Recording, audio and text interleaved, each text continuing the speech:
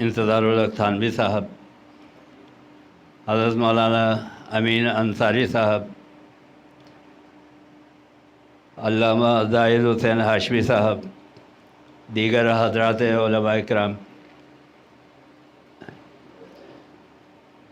علامہ صاحب نے ابھی جو ایک بات کہی اس کی تو میں تائید کروں گا۔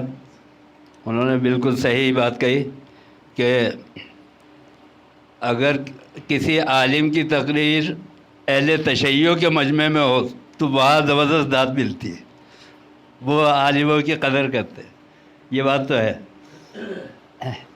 باقی یہ ہے کہ پہنچانا جو ہے موقف وہ اصل مقصد ہے۔ فرض قائم ربط ملت سے ہے، تنہا کچھ نہیں، موج ہے دریا میں اور بیرون دریا کچھ نہیں۔ حضرت مولانا جلال الدین رومی رحمۃ اللہ علیہ نے ایک حکایت لکھی ہے کہ انہوں نے منظر کشی کی ہے کہ ایک دریا ہے اور اس کے ساحل کے کنارے پر ایک پتا ہے اور اس پتے کے اوپر ایک قطرہ ہے۔ اب دریا کے درمیان اور قطرے کے درمیان گفتگو ہو رہی ہے۔ دریا کہتا ہے کہ ای سخن دریا بگوش قطرہ گفت، ای سخن دریا بگوش قطرہ گفت، ہر کے در مامی شود مامی شود۔ ابھی تم ساحل کے اوپر اکیلے اکیلے بیٹھے ہوئے، سب تمہیں قطرہ کہتے ہیں، تمہاری کوئی حیثیت ہی نہیں ہے، تمہاری کوئی ویلیو ہی نہیں، تم ہمارے اندر آ جاؤ تو پھر تمہیں قطرہ کوئی نہیں کہے گا، سب دریا کہے گی۔ تو اصل بات یہ کہ جتنے بھی مسالک ہیں، جتنے بھی فرقے ہیں، جتنے بھی گروپس ہیں، اگر وہ جب تک اکیلے اکیلے رہیں گے تو ان کی حیثیت کچھ نہیں ہے، اور جب سب ایک ساتھ ہوں گے تو پھر وہ جو ہے وہ دریا کہلائیں گے، قطرہ کوئی نہیں کہے گا۔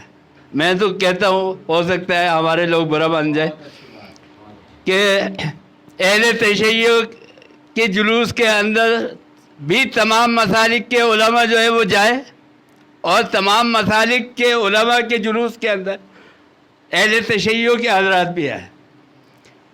اگر اس قوم کو ایک کرنا ہے، متحد کرنا ہے، باقی عمل جس فقہ کے اوپر کرنا ہے وہ آزاد ہے۔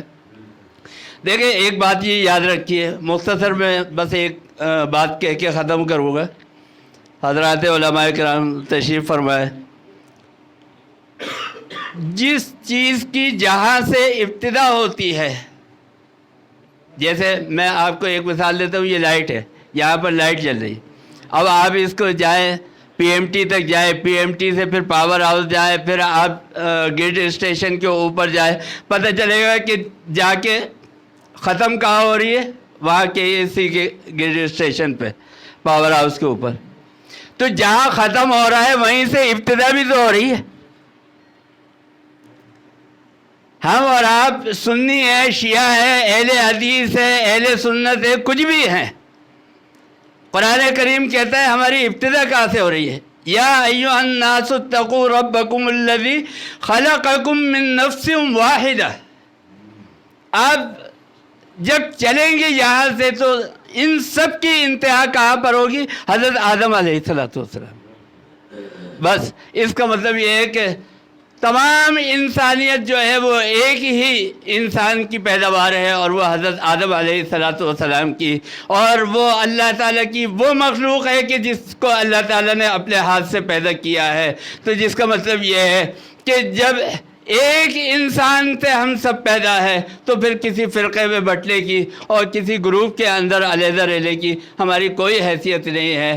اور یہی پیغام ہے حضرت امام حسین رضی اللہ تعالیٰ عنہ کا، کہ ہم اور آپ دیکھیں، حضرت امام حسین رضی اللہ تعالیٰ عنہ نے ایک وحدت تو پیدا کر دی، یعنی انہوں نے جو قربانی دی ہے، تو آج سب کے سب یزید کو برا سمجھتے ہیں، اور سب کے سب اس بات پر متفق ہے کہ امام حسین جو تھے وہ حق کے اوپر تھے۔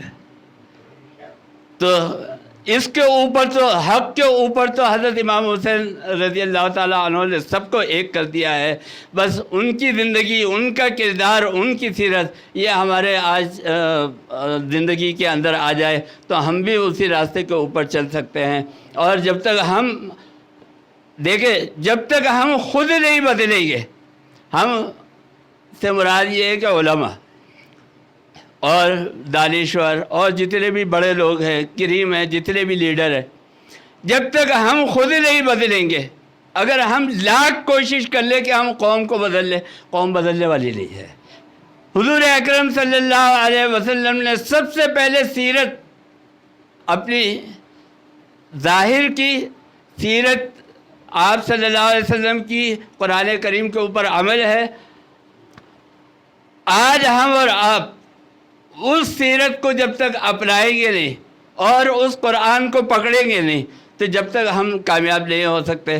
بس یہی آج کا پیغام ہے بعثت امت کے حوالے سے. اللہ تعالی ہمیں اور آپ کو سب کو عمل کی توفیق عطا فرمائے. وآخر دعوانا